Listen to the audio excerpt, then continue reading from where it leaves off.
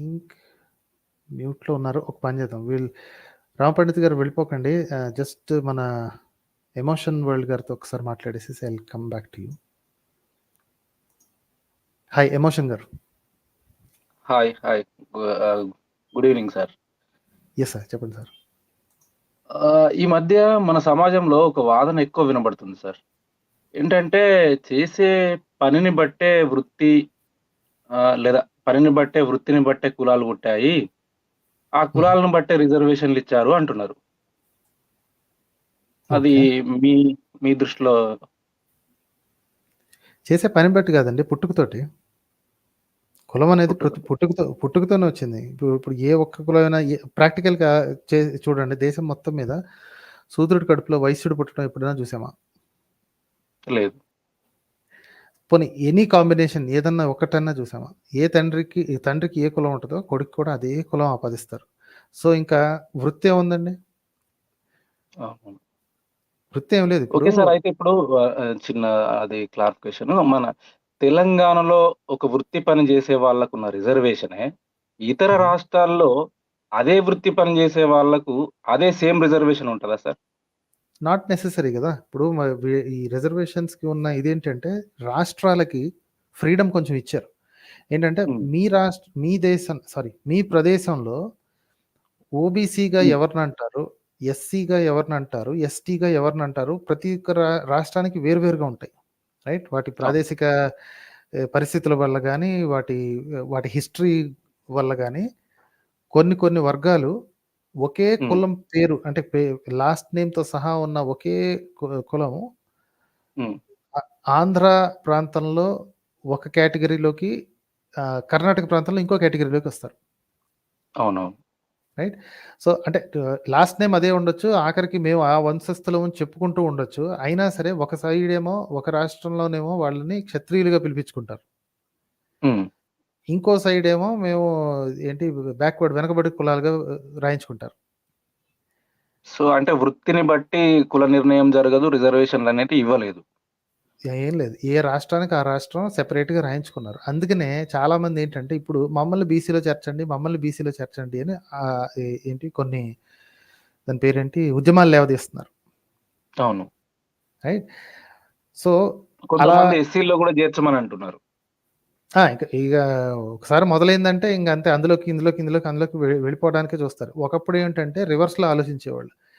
హ్మ్. అంటే మమ్మల్ని బ్యాక్వర్డ్ అంటే మేమెట్ట ఒప్పుకుంటాము? మేము క్షత్రియులం మేము వైశ్యులం అని చెప్పుకునేవాళ్ళు. హ్మ్. ఇప్పుడేంటంటే అదేమి లేదు. అలా అంటే మనకేం రావట్లేదు. మనకేం ఉపయోగాలు లేవు. మనల్ని అదర్ క్లాసెస్ గాను, ఫార్వర్డ్ క్లాసెస్ గాను చేస్తే మనకేం ఉపయోగపడట్లేదు అనుకుని, లేదు మమ్మల్ని ఇందులో చేర్చండి, మమ్మల్ని అందులో చేర్చండి. పలానా అందులో కూడా ఆఖరికి బీసీల్లో కూడా కొన్ని వర్గాలున్నాయి. అందులో ఏ, బీ, సి, డి ఏవో బకెట్స్ ఉన్నాయి చూసారా? మమ్మల్ని ఆ బకెట్‌లోంచి అవును. ఈ బకెట్‌లోకేయండి, ఇందులోంచి అందులోకేయండి అని చెప్పి గొడవ పెట్టుకుంటున్నారు. అవును. రైట్? సో, ఇదంతా పుట్టుకతో వచ్చిందేనండి. వృత్తి లేదు, గడిది గుడ్డు లేదు. వృత్తి ఇప్పుడు ఎవడు పట్టించుకుంటున్నాడండి? ఇప్పుడు ఒక చెప్పులు కుట్టే అతను ఉన్నారు. ఆయన 3 జనరేషన్స్‌కి చెప్పులు కుట్టేవాళ్ళున్నారు. వాళ్ళ అమ్మాయి చదువుకుని పక్క ఊరెళ్ళిపోయి టైపిస్ట్‌గా పనిచేస్తుందనుకోండి. లేదా ఇంకొక ఇదేంటి సాఫ్ట్‌వేర్ జాబ్ చేస్తుందనుకోండి. లేదా ఒక ఇన్‌స్టిట్యూట్‌లో పనిచేస్తుందనుకోండి. హ్మ్. ఏమైపోయింది? ఇప్పుడు సడెన్‌గా టీచర్ అయిపోయింది, లేదా ఉద్యోగస్తురాలయిపోయింది. అవునవును. సో, సో, అప్పుడు అది వృత్తిని బట్టి కులమే లేనే లేదంటూ అంతా ప్రూవ్ అయిపోయింది గదా! అది సో, టోటల్ బోగస్. అయినప్పటికి వీళ్ళు మాట్లాడే మాటలేంటంటే, అప్పుడు వృత్తిని బట్టి కులాలు పుట్టాయి. వాటి నుంచి ఇదయింది. అది ఏదో తిక్క తిక్కగా మాట్లాడుతూ ఉంటారు. సరే, వృత్తిని సో, బట్టి కులాలు అదే పుట్టాయంటే వాదాన్ని దాన్ని గూడా కౌంటర్ జేయొచ్చండి. వృత్తిని బట్టే కులాలు పుట్టాయి అన్నారు గదా! Very good. అంటే ఒక వృత్తిలో ఉన్నవాళ్ళు ఆ కొడుకు లేదా కూతురు అదే వృత్తి ఎందుకు పట్టుకుంటున్నారు? లేదా అదే వృత్తిలో ఉన్నవాడికి కూతురినెందుకిస్తున్నారు? అవును. రైట్? ఇప్పుడు బ్లాక్ స్మిత్, గోల్డ్ స్మిత్ ఇద్దరున్నారండి. రైట్. రైట్? ఇద్దరు మెటల్ పనే. కాకపోతే ఒకడు కొంచెం స్లోగా జేయాలి. ఎందుకంటే కేర్‌ఫుల్‌గా అది ఆర్నమెంట్స్ కాబట్టి. ఇంకొకడు కొంచెం బండగా జేయాలి. బానే ఉంది. అవును. బోత్ ఆర్ మెటల్ వర్కర్స్ కదా! వాళ్ళీళ్ళు పెళ్లి చేసుకోరండి. అంటే ఒకప్పుడు. ఇప్పుడు I don't know if they have become liberal or at least people have become right. Liberal maybe. Right. ఆ వృత్తులు ఎవరు చేయట్లేదు గదండీ ఇప్పుడు. అవును. మిషనరీ వచ్చింది గాబట్టి అది ఇంకా చేంజ్ అవుతూనే ఉంటుంది. రైట్. రైట్. సో, కాబట్టి ఆ వృత్తి అనేది ఇది టోటల్ బోగస్ అండి. ఇది ఇప్పటికి కూడా ఇంత ఓపెన్‌గా అబద్ధాలు ఎలా చెప్తున్నారో నాకైతే అర్థం కావట్లేదు. This is really bogus argument. అవును సార్. సో, ఇంకొక చిన్నది ఉంది సార్ ఇది. ఇప్పుడు తిరుమల తిరుపతి వెంకటేశ్వర స్వామి తన పెళ్లి కోసం కుబేరుడు దగ్గర అప్పు చేశాడు. ఆ హ్మ్. హ్మ్. అప్పు భక్తులంతా ఇస్తున్న ఏదైతే ఉన్నదో అది నిలువు దోపిడీ గాని ఇదంతా ఉన్నది గదా! వీళ్ళు హుండీలేసే డబ్బులు గూడా అన్నీ ఆయనకు వడ్డీ కట్టడానికే సరిపోతుంది అనే ఒక వాదన ఉంది సార్. దాని మీద మీ అభిప్రాయం? వడ్డీ ఎవరికి కడుతున్నారు? వడ్డీకి రిసీట్స్ ఉన్నాయా? రైట్. అయ్యి ఆ కట్టుకథని కంటిన్యూ చేయడానికి మనోళ్ళకి దాన్నేమంటారు మరి ఆత్మాభిమానాన్ని అమ్ముకోవటానికి ఎంతటికైనా దిగజారుతారు మన బత్తాయిలు అనడానికి ఇదే అన్నమాట. ఆ వేలాది డబ్బులన్నీ కోట్లు, వేలాది కోట్ల రూపాయలు అంటే ప్రజల దగ్గర నుంచి, భక్తుల దగ్గర నుంచి దండుకొని వాటిని అంటే ఒక రకంగా దాన్ని కొంత దేనికి యూజ్ చేస్తున్నారనేది పక్కకెడితే, తీసుకోవడం అనేది పేరు మాత్రం మన కుబేరుడికి వడ్డీ చెల్లించాలి అని జెప్పడము. అసల అన్ వడ్డీ తీసుకున్నట్టుగా కనీసం ఒప్పంద పత్రం ఏమైనా ఉందా? వడ్డీ అవన్నీ ఇప్పటి వరకు అవన్నీ కానుకలు రప్పించుకోవడానికి చెప్పే కబుర్లండి. ఇప్పుడు సార్. ఎక్కువ డబ్బులు ఇవ్వాలి అంటే ఇప్పుడు మామూలుగా వచ్చినప్పుడల్లా ఎళ్లి ఓ రూపాయో, రూ. 10 ఏస్తారనుకోండి మామూలు గుడికి. ఇంత పెద్ద గుడి ఇది మెయింటైన్ చేయాలి అంటే మాకు గట్టిగా రావాలి. గట్టిగా రావాలంటే ఏదో కథ చెప్పాలి. హ్మ్. మనోళ్ళకి కథల మీదే నడుస్తున్నారు గదా! లైఫ్ అంతా కథల మీదే నడుస్తుంది. సో, కాబట్టి ఒక క్షేత్ర పురాణం తయారు చేయాలి. హ్మ్. అదేంటి అప్పు చేసి పెళ్లి చేసుకోవటం అంటే మన సౌకర్యాలకి, మన సుఖాలకి అప్పు చేయటం అనేది ఈ కథ నుంచి నేర్చుకోవచ్చనమాట. హ్మ్. అంటే అసలు అప్పు తినడానికి జేసి తిండి పెళ్లి చేసుకోవాల్సిన అవసరం ఏముందో తెలీదు సార్ ఇప్పటి వరకు. అదే. ఇప్పుడు తినడానికి తిండి లేదు గానీ, ఇదేంటి పోషించుకోవడానికి ఇది లేదు గానీ, పెళ్లి చేసుకోవడానికి అప్పు జేయాలా? అదే అప్పట్లో ఉన్న ఇంకో గుడికెళ్ళేసేసి ఆ పూజారి దగ్గర చేసేసుకోవచ్చు కదా! గుడిలో పెళ్లి చేసుకోవచ్చు కదా! ఎందుకంత ఆర్భాటంగా జేసుకోవాలి? ఎళ్లి కుబేరుడి దగ్గర డబ్బులెందుకు తీసుకోవాలంట? పోనీ నిజం అనుకున్నా సరే. ఈ కబుర్లు ఎందుకు అర్థం కావో నాకు అర్థం కాదండి ఈళ్ళకి. లేదా ఆ మూర్ఖత్వాన్ని మేమింతే మేము మేము బేవకూఫుగాళ్ళం అని ఫిక్స్ అయిపోయి మాట్లాడుతున్నట్టు అనిపిస్తుంది నాకు. ఆ! సార్. మేము బేవకూఫుగాళ్ళం ఏది చెప్పినా నమ్మేస్తాం మేము. క్షేత్ర పురాణం అంటారు. అవును నిజంగానే ఆయన ఏంటి అప్పు చేసి పెళ్లి చేసి అప్పెందుకు చేయాల్సొచ్చింది? హ్మ్. దానికో కథ జెప్తారు. ఇప్పుడు హ్మ్. హ్మ్. సీజన్డ్ బత్తాయిలు కొంతమందుంటారు. వాళ్ళేంటంటే ఇట్లాంటి సొల్లు కబుర్లు విని వెంటనే ఒక సైడ్ కథ ఆల్రెడీ తయారు చేసేసి పెట్టేస్తారనమాట. అంటే అప్పు హ్మ్. చేయమని చెప్తున్నాడా? ఇప్పుడు రాముడిని చూసి నేర్చుకోవాలి అన్నాడు. మరి వెంకటేశ్వరుడి నుంచి నేను నేర్చుకోవాలి. ప్రతి ఒక్కళ్ళ నుంచి ఒకటి నేర్చుకోవాలనుకుంటే ఈయన దగ్గర అప్పులు చేసి పెళ్లిలు చేసుకోవాలి. పోనీ ఇన్ని యుగాలైనా అప్పులు తీర్చకూడదు. హ్మ్. హ్మ్. భక్తులు తీసుకొచ్చే డబ్బులు తీసుకెళ్ళి వడ్డీ కడుతూ ఉండాలి. అసలింకా ఈ ఈ ఈ యుగం అంతమయ్యేంత వరకు అసలు తీరదు. అంత హ్మ్. అప్పు చేశాడంట మహానుభావుడు. ఇలాంటి కబుర్లు చెప్పటం జనాల దగ్గర ఇదేంటి మనం ఏమిస్తున్నా సరే ఆయన అప్పుకి తీరుతుంది. ఆయనకి కైంకర్యం అయిపోతుంది. సో, కాబట్టి ఆహ్, ఏంటి మనల్ని కాపాడుకుంటాడు. హ్మ్. రైట్. అంతే ఇప్పుడు ఒక స్టోరీని, ఒక కథని క ఇది చేయాలంటే ఇప్పుడు ఆల్రెడీ ఒక ఈ సార్ ఒక్క నిమిషం సార్. ఇప్పుడు ఒక కట్టుకథ అనే నేనంటున్నాను. ఆ కథలో ఉన్న ఏదైతే ఉన్న అప్పు తీసుకున్నాడో దానికి ఎలాంటి ఆధారాలు లేవు. అట్లాంటి దాటికి నిజ జీవితంలో అప్పు చెల్లించడం, దానికి వడ్డీ చెల్లించడం అనంటే, మరి అసలు వడ్డీ కలిపి ఒకేసారి చెల్లించలేరా? ఈ ప్రభుత్వాలు వాటిని మోసే వాళ్ళంతా? ఎగ్జాక్ట్‌లీ. ఎవడికి చెల్లిస్తారండి? ఏదో అప్పు తీసుకున్నాడు ఏటి కనపడమనండి. తీర్చేద్దాం ఇప్పుడే. ఇన్‌స్టంట్‌గా ఓ జిల్లా అమ్మేద్దాం. ఓ జిల్లా అమ్మేస్తే పనైపోద్ది కదండీ! ఎంత పట్టుద్ది మహా అయితే ఓ జిల్లా గదా! అవునవును. వెంకటేశ్వర స్వామి అప్పు తీర్చగలిగే భాగ్యం ఒకళ్ళకు దక్కిందంటే ఇంకేమన్నా ఉందా? ఒక జిల్లాని కైంకర్యం చేసేద్దాం. తీసుకెళ్ళి కుబేరుడికి ఇచ్చేద్దాం. ఇచ్చేయండి. అదే. అయిపోద్ది అదే. గదా! ల్యాండ్ వాల్యూ అంత ఉంటది గదా! అవునవును. లాజిక్ మాట్లాడితే అస్సలు పని చేయదండి వీళ్ళ దగ్గర. లాజిక్కు మాట్లాడారు అంటే మీరు వెంటనే క్రైస్తవులైపోతారు.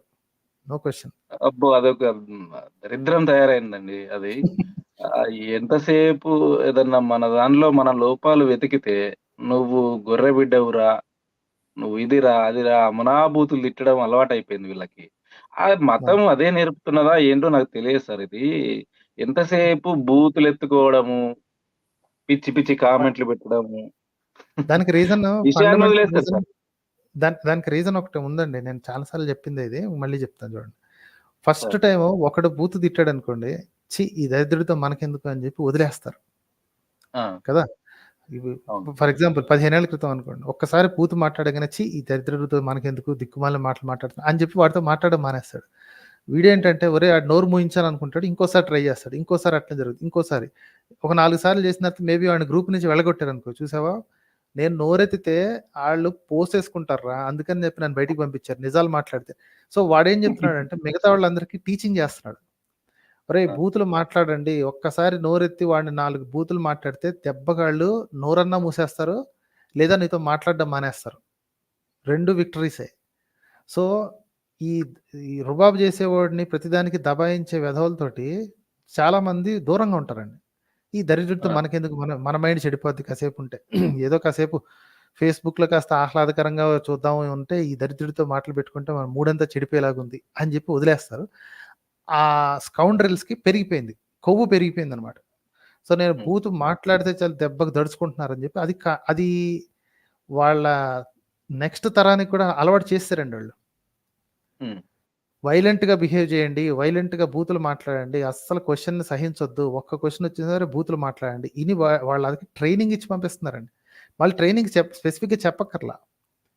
ఆ! ఎప్పుడైతే బూతులు తిట్టగానే మిగతా వాళ్ళు మానేస్తారో యూ ఆర్ గివింగ్ ద ఫ్ you are giving the feedback. ఆ ఫీడ్‌బ్యాక్ ఏంటి అంటే నువ్వు బూతు మాట్లాడితే నేను మానేస్తా. నేను మాట్లాడడం హ్మ్. మానేస్తా. వాడేం హ్మ్. చేస్తాడంటే వెంటనే కాలర్ ఎగరేస్తాడు. చూసావురా! అదిరా! అదిరా దమ్మంటే. ఒక్కసారి నేను నోరెత్తానంటే చాలు నోరు మూసేస్తాడు చూసావాడు. ఆ హ్మ్. కండకావరాన్ని తగ్గించడానికే నేనొచ్చానండి. నా ఈ అవతారానికి కారణం ఏంటి అంటే అదే. వాళ్ళ కండకావరం ఏదైతే ఉందో, వాళ్ళ బలుపు ఏదైతే ఉందో దాన్ని తగ్గించడానికి. నేను ఒక్క బూతు కూడా మాట్లాడకుండా వాళ్ళ చేత ఎలా నోరు మూయిస్తానో చూస్తున్నాను.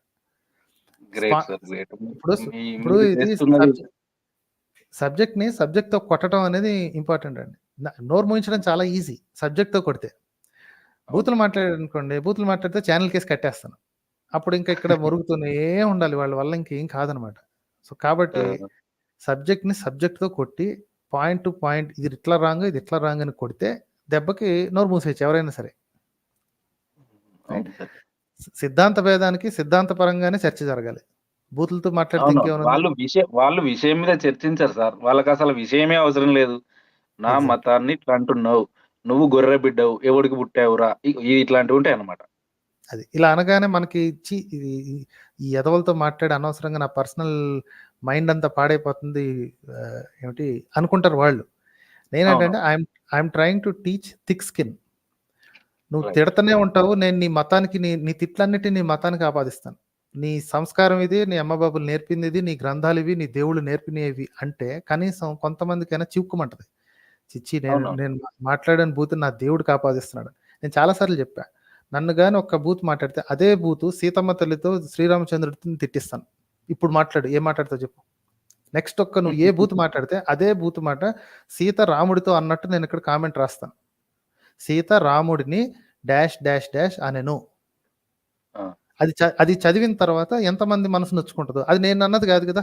వాడికి ఆల్రెడీ ఆ వార్నింగ్ ఆ! ఇచ్చా. గ్రంథాల్లో ఉంది కదా! నువ్వు నన్నొక మాట అంటే నేను అదే మాట తీసుకెళ్ళి నీ హ్మ్. శివపార్వతులకి అంటిస్తాను. ఏం జేస్తావు ఇప్పుడు? ఆగిందండి. నిజంగానే ఆగింది. కొంతమందికి నోరాగింది. ఆళ్ళకి ఏంటి గట్టిగా కొడితే తప్ప అర్థం గాట్లేదు. మెల్లిగా చెప్తే అవును. అర్థం గాట్లేదు. ఒరేయ్! సిద్ధాంత భేదం ఉంది. నాదొక పద్ధతి, నీదొక పద్ధతి అంటే బూతులు తిట్టాల్సిన పనేముంది? ఇప్పుడు సరే ఇదేంటి అపోజిషన్ వాడు ఎవడైనా గాని ఆడు క్రైస్తవుడు గానివ్వండి, ఆడు కమ్యూనిస్ట్ గానివ్వండి, ఇతర పార్టీ వాడు గానివ్వండి, నాస్తికుడు గానివ్వండి. ఆ హ్మ్. సిద్ధాంతం ఏంటి? ఆ సిద్ధాంతాన్ని పట్టుకొని దాన్ని తిట్టు. మనిషిని తిడితే ఏమొస్తాయి? అయినా తిట్టడానికి కూడా బూతులెందుకు? అవును. అది. Right sir. ఇప్పుడు అది అయోధ్య పాలించిన రాముడు హుహు. ఈ భారతదేశాన్ని మొత్తాన్ని పాలించినట్టుగా ఎక్కడైనా ఉందా? నాకైతే ఇంక అనిపించలే. అట్‌లీస్ట్ రామాయణంలో అయితే లేదండి ఆ మాట. ఏదో ఆ అంటే చుట్టుపక్కల ప్రాంతాలు పక్క రాజ్యాలను జయించుకుంటూ తన రాజ్యంలో కలుపుకున్నది ఏదైనా ఉన్నదా సంఘటన? ఉంది. ఈ భరతుడు ఉంటాడు గదా! భరతుడు చివరికి రాముడొస్తాడు గదా! 14 ఏళ్ల తర్వాత ఆఫ్టర్ లంకా ఇది విభీషణుడిని ఇది కిరీటం పెట్టేసిన తర్వాత తిరిగొస్తాడు కదా! తిరిగొచ్చినప్పుడు భరతుడు చెప్తాడన్నమాట రాముడికి. హ్మ్. రామా నువ్వు వదిలేసి ఎళ్ళిన ఈ రాజ్యాన్ని నేను ఇదేంటి పుంఖానుపుంఖాలుగా సారీ వర్డ్ ఈస్ రాంగ్. విస్తరించాను. విపరీతంగా విస్తరించాను.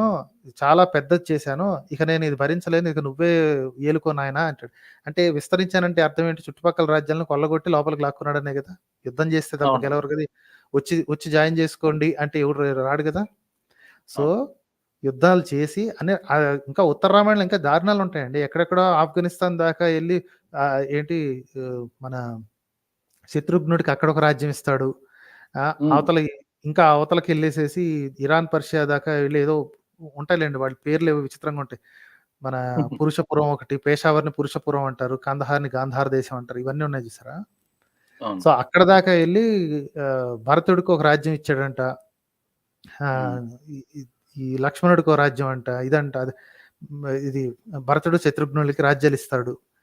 ఎళ్లి హ్మ్. హ్మ్. చంపేస్తాడంతే. అక్కడక్కడికెళ్లి నరికేస్తుంటాడు. హ్మ్. అది అందులో చాలా క్లూస్ ఉన్నాయండి బాబు. యాక్చువల్లీ అందులో తీరా చూస్తే అప్పటి వాళ్ళు మ్లేచ్చులు లేదా బౌద్ధులు. ఈ ఓహ్! క్లూస్ అన్నీ కూడా మెల్లిగా చేస్తాం. ఈళ్ళేమో ఉత్తర రామాయణం ప్రక్షిప్తం అని నీలుగుతున్నారు. ఏంటి దాన్ని డిఫెండ్ చేసుకోవడం చేతకాక ఇది తప్పించుకు తిరుగుతున్నారు. రైట్. మిగతాయవన్నీ గూడా ప్రక్షిప్తాలయితాయి గదా! అంటే ప్రతి ప్రక్షిప్తానికొచ్చే ఒక్కటి వరకు వాళ్ళకి అనుకూలంగా ఉన్నదేమో ప్రక్షిప్తం అని చెప్తారు. వ్యతిరేకంగా ఉన్నది. అనుకూలంగా ఉన్నదేమో ఇది రైట్ అని చెప్తుంటారు. ఇక ప్రక్షిప్తాల అదెప్పుడైనా మాట గురించి ఎందుకులేండి అదిగ. సో, అది ఉత్తరాఖండ్ గనక కనీసం హిస్టారికల్‌గా అంటే ఆ రాసిన వెధవ ఎవడో ఉండుంటాడు గదండీ! ఇప్పుడు అవును. రాముడు చేసి ఉండకపోవచ్చు. కానీ రాసిన వెధవ ఉన్నాడు కదా! ప్రక్షిప్తం అంటే ఎవడో రాసాడు. ఎవడో రాయకుండా అయితే అవును. రాయబడలేదు కదా! ఎవడో రాసాడు. ఆ రాసినోడి మైండ్ సెట్ ఆలోచించినా తెలిసిపోద్దండి. ఎవరెవరిని అవును. చంపాలి? ఎవరెవరిని లోబరుచుకోవాలి? ఎవరిని ఎక్కడుంచాలి? శూద్రుల్ని ఎక్కడుంచాలి? స్త్రీలంటే వాళ్ళ విలువేంటి? తమ్ముళ్ళెక్కడుండాలి? హ్మ్. క్షత్రియులెక్కడుండాలి? బ్రాహ్మణులెక్కడుండాలి? హ్మ్. వైశ్యులు ఏం పనులు చేసుకోవాలి? ఇలాంటియన్నిటిని అందులో క్లియర్‌గా రాసి పెడతాడు. అది చాలా జుగుప్సాకరంగా ఉంటది. దాన్ని డిఫెండ్ చేసుకోవడం చేతగాక అసలు ఆ పుస్తకం మాది గాదని చెప్పి చేతులెత్తేస్తున్నారు. మాది గాదు అంటున్నారు బానే ఉంది. మాది గాదన్నప్పుడు ఎవడో ఒకడు రాసాడు గదా! ఆ వెధవదన్నా అయ్యుండాలి గదా! ఆ వెధవ సరే ఏ అది మాది కాలఖండం నుంచి గాదు బయటకొచ్చాడు. అన్నప్పుడు మరి ఆచరించడం ఎందుకది? మరి అట్లాంటప్పుడు ఇంకా ప్రింట్ చేస్తున్నాడండి. అదే గీతా ప్రెసోడు ఎవరైతే 100 ఏళ్ల నుంచి ప్రింట్ చేస్తున్న పుస్తకం ఏదైతే ఉందో, ఏ ఏ హ్మ్. గీతా ప్రెస్‌కైతే మన ప్రధానమంత్రి గారెళ్లి 100 ఏళ్ల ఏంటి 100 ఇయర్ జూబిలీ అవార్డ్ ఏదో ఇచ్చొచ్చారు. హ్మ్. ఓకే. హ్మ్. లాస్ట్ హ్మ్. ఇయర్ 2023 అంటే 1923 నుంచి 2023 వరకు 100 ఇయర్స్ నడిచిందంట అది. సో, ఆ! 100 ఏళ్లుగా వీళ్ళు ప్రింట్ చేస్తున్నప్పుడు లేని నొప్పి ఇప్పుడు సడెన్‌గా వచ్చేసింది ఎందుకో. వాడు ఉత్తర మాది రామాయణం గాదు. అప్పటి నుంచి ప్రింట్ చేస్తున్నాడండి. అవును. అప్పటినుంచే 100 ఏళ్ల నుంచి ప్రింట్ చేస్తున్నాడు. ఇప్పటికి కూడా మీరు ఆర్డర్ చేసినా దొరుకుద్ది ఉత్తర రామాయణం. అవును. వాడినెళ్లి నోరు మూయించడం చేతయి చావదు వెధవలకి. ఇక్కడికి ప్రవచనాలు చెప్పేవాళ్ళందరూ కథలు చెప్తుంటారు. ఇది మాది గాదు. మనం అసలు ప్రక్షిప్తం అది. మేము సమర్థించుకోలేక చస్తన్నాము అని చెప్పి కబుర్లు హ్మ్. చెప్తారు మన గరికపాటిలాంటోళ్ళు. అవును. సో, భారతదేశాన్ని మొత్తానింగా రాముడు పాలించినట్టుగా ఎక్కడైతే లేదు. లేదండి. వేరు వేరు రాజ్యాలు. విషయం ఏంటంటే సామంతరాజులు ఇప్పుడు అయోధ్యకి ఈ కిష్కింధ సామంతరాజు కింద లేకపోతే కంట్రీ కింద ఉండిపోయింది గానీ, మొత్తం దేశాన్నయితే పాలించలేదు. వేరు వేరు రాజ్యాలు మీన్స్ దేశాలు. అప్పుడు విడివిడిగా ఉండే దేశాలనంతా కలిపి భారతదేశంగా మార్చిర్రు. అంతే. దాన్ని పట్టుకొని ఇంకా వీళ్ళు ఇది ఒకప్పుడు అఖండ భారతదేశం, రాముడు ఏలిన రాజ్యం, ఇట్లాంటివన్నీ రామరాజ్యం కావాలే. ఇవన్నీ అసలు రామరాజ్యం అంటే ఏందో తెలవదు వీళ్ళకి.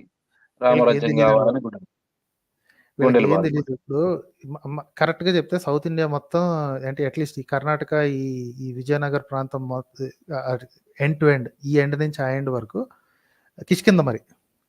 ఆ! మాకు సుగ్రీవుడి పాలన కావాలి. మాకు రాముడు అక్కర్లేదు తొక్కలోది. అవును. రైట్.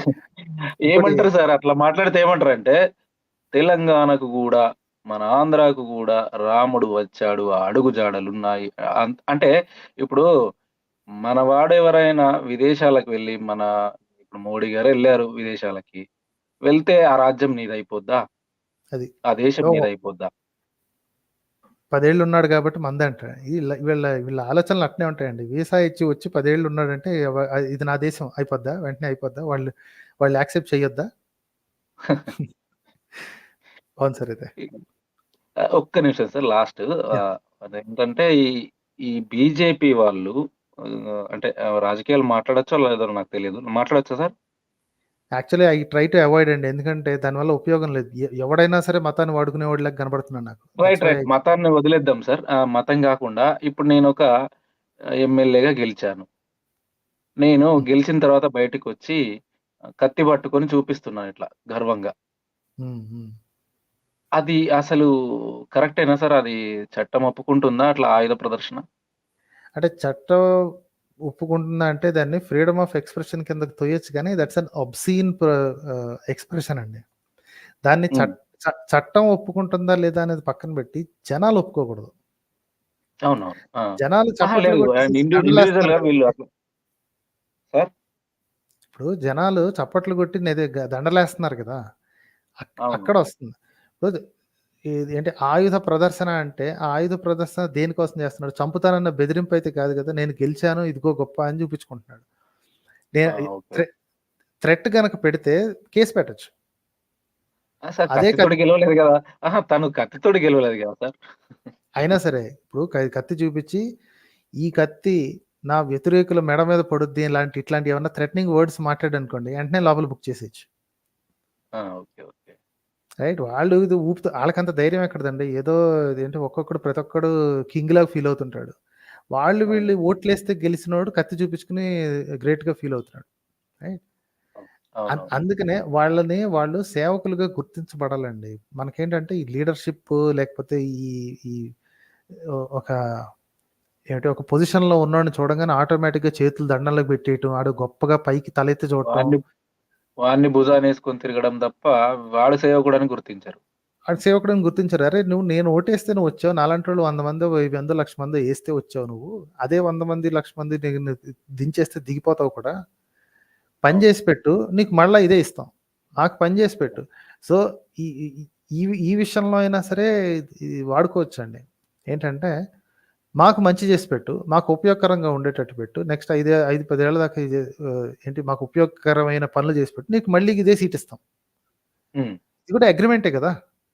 అవునవును. ఆ! ఇది కానీ కూడా ఆ నాలెడ్జ్ ఉంటే ఇదంతా ఎందుకు జరుగుతది సార్ అది? Give and take agreement. ఈ గివ్ అండ్ టేక్ అగ్రీమెంట్ ఈ వెధవలకి అర్థం కావట్లేదు. ఓట్లేసే వెధవలకి అర్థం కావట్లేదు. ఒరేయ్! వాడిని ఆ! పెట్టింది నువ్వు. వాడి దగ్గర నుంచి తీసుకో. నువ్వు నెక్స్ట్ 5 ఏళ్లలో నువ్వు ఇయ్యకపోతే నిన్ను తీసేసి ఇంక మళ్ళీ నీ మొహం చూడడం ఇంకోడికిస్తాం. ఆ ఇంకోడు ఆ! ఇంకోడిని కూడా స నాకు తెలిసి ఈ సగంలో దింపేసే ప్రోగ్రామ్ ఉంటే బెటర్ అండి. ఒకసారి గెలిసిన తర్వాత 5 ఏళ్ల పాటు ఒక్కొక్కడు రాజులా ఫీల్ అయిపోతుంటాడు. అవునవును. ఎప్పుడొస్తదో గాని. అసలు పార్టీలు మారితే గూడా తీసి పడేయాలి సార్ పక్కన. ఆ చట్టం ఎప్పుడొస్తదని వెయిటింగ్ అండి. ఆ చట్టం పాస్ చేయాల్సినోళ్ళే ప్రతి ఒక్కడు వాళ్ళు, కప్ప వెధవలు. వాళ్ళు. వాళ్ళే జంపింగ్‌లు చేస్తుంటారు. అవును. Right. So, right sir correct అయితే. Sir. Thanks a lot thank you అండి. Sir. Thanks a lot for thank joining. You. Thank you. Okay. Next Ramapandit గారు. హాయ్ రామపండిత్ గారు. యాహ్! Hi bro.